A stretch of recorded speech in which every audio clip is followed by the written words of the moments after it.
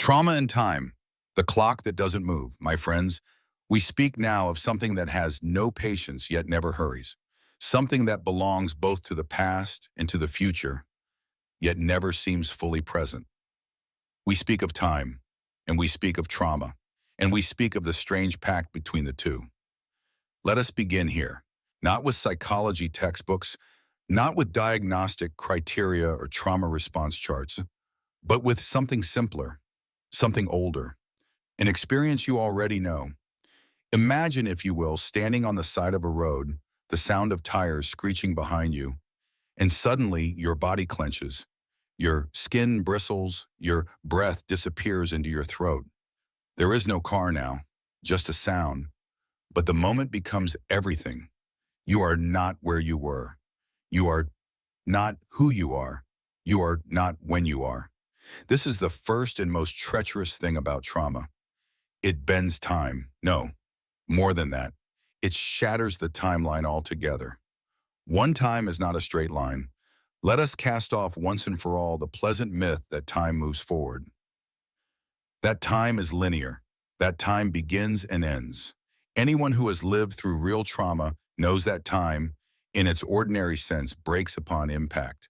The watch falls to the floor and the hands spin backwards. The past is no longer behind you. It is under your skin. It breathes in your ribs. It opens its eyes inside your dreams. The past, when it is wounded, becomes alive, and worse, it becomes present. So we begin with this truth. For the traumatized soul, time does not flow. It loops. A trigger is not a reminder. A trigger is a rupture.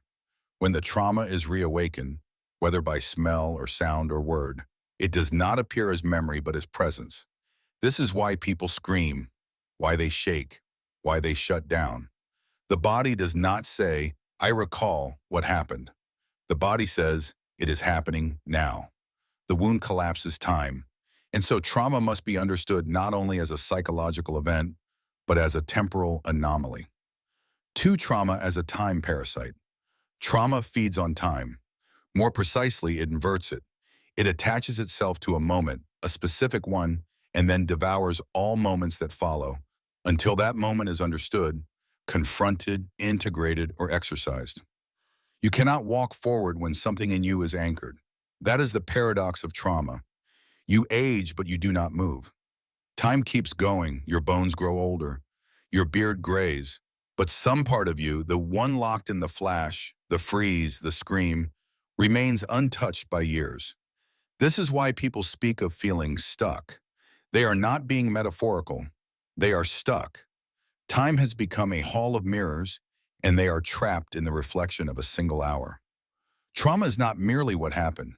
It is what did not happen after. The cry that was never answered, the truth that was never believed, the safe place that never came, the grief that never finished. These incomplete gestures become splinters in the mechanism of time. They jam the gears. They grind against the machinery of now, three clocks that lie. Time, in the ordinary sense, gives us orientation. It tells us what comes first, what comes next. It tells us how long we've been walking and how far we've yet to go. But for the traumatized person, the clock lies. It tells them they are in the present, but their body says otherwise. It tells them they are safe, but the sweat on their palms disagrees. The brain might learn dates and facts and even come to understand that the danger is over, but the nervous system hasn't been told or doesn't believe it. So we must ask, what keeps the body in the old hour? What preserves the past like fresh fruit behind glass? The answer, I suspect, is that trauma builds shrines. It does not remember the event passively. It builds temples to it, altars. It ties its sacred knots around the pain and says, never forget, never again, never let go. And so you do not forget, but you also do not move. 4. The witchcraft of delay. There is something unspoken in all this, something more frightening than pain. It is the realization that you may have lost time to trauma, years, decades even. And not because you did not try to live, but because some essential part of you was always elsewhere. Half here, half then. This is the ghosting effect of trauma. It leaves you with memories that are not anchored, with life chapters that feel like they belong to someone else. Many people will tell you they don't remember much from those years. The file is missing, or perhaps not missing, but classified. Sealed with a warning label. Healing then is not about letting go of the past. No, that is naive and dangerous talk. Healing is about reintegrating time. It is about taking the timeline, broken and scattered, and rethreading it into a single rope you can hold. Only then can you say, that was then, this is now. Only then can time resume its course. 5. When time returns. But what does that look like?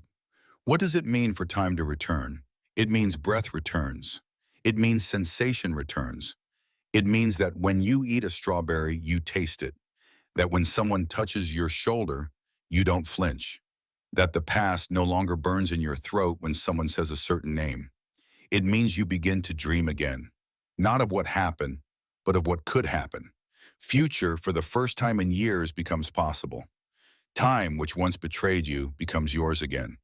But, and this must be said, the return of time can be disorienting, even painful. There is grief in realizing how much you lost. There is rage in counting the whats, the days, the months, the years that slipped into the void while you were locked in the echo. This is why many do not heal. Not because they cannot, but because healing would mean facing time, and time, when finally seen clearly, can be merciless. 6. Trauma's companion, time dilation. In physics, there is such a thing as time dilation, a phenomenon where time moves slower near a massive gravitational body, like a black hole. Trauma functions like that, a psychic black hole. It bends time around it. Near the event, things slow. People speak of everything happening in slow motion. A second stretches to a minute. A sound becomes eternal. And then later, the reverse happens. Time disappears entirely. Years go by and you ask, where was I? What was I doing? And the answer is you were surviving, inside the dilation, inside the loop. No one warns you that survival steals time. It does. That's its price. 7. The unfolding of now. The great miracle, the one I have seen and can testify to, is that time can, with care and effort, be unfolded again. Like a map that was once crumpled into a tight knot and stuffed into a pocket, it can be unfurled, pressed, smoothed, read again, but only when the body believes it is safe. This is not a trick of thought. You cannot think your way into safety. You must feel your way there. The timeline is stored not in your head, but in your breath, in the way your foot lands when you walk, in the way your eyes scan a room. You must begin by reclaiming the rhythm of your own now. This is why some survivors walk, why they dance, why they chant or sing or rock. Not because it looks poetic, but because rhythm is a metronome for time, and movement is a declaration of presence. To move is to say, I am here. To breathe is to say, I am now. To cry is to say, I am no longer trapped in before. 8. On being late. Many trauma survivors feel behind in life, behind their peers, behind where they thought they'd be. And they're right in a way. Time did take something from them. The world does not always wait, but this feeling that they are irreparably late is one of the most devastating lies trauma whispers. Because trauma did not steal your essence. It paused your bloom. It built a shell, yes, but the seed inside remains. And seeds do not expire. They wait. They wait for the light. They wait for the thaw. Some of the most beautiful humans I have ever known bloomed late, and not despite their trauma, through it. So to the one who feels behind, let me say clearly, time will wait for you if you begin to move. Time will meet you if you learn again how to breathe. You do not need to catch up. You only need to resume. 9. Time is a question. Let me close with a thought. Perhaps time was never a line at all. Perhaps it is a question, one that asks, where are you now, and asks again and again until you answer. Trauma delays the answer. It pulls you into a long silence.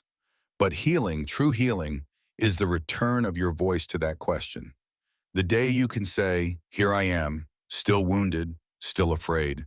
But here, that is when time begins again. That is when you are no longer just surviving the event, but inhabiting the hour. And in that moment, trauma releases its grip on the clock, and the hands begin to move, not toward escape, not toward forgetting, but toward presence. And presence, my friends, is the only true time we've ever had. So may your past be remembered, but not relived.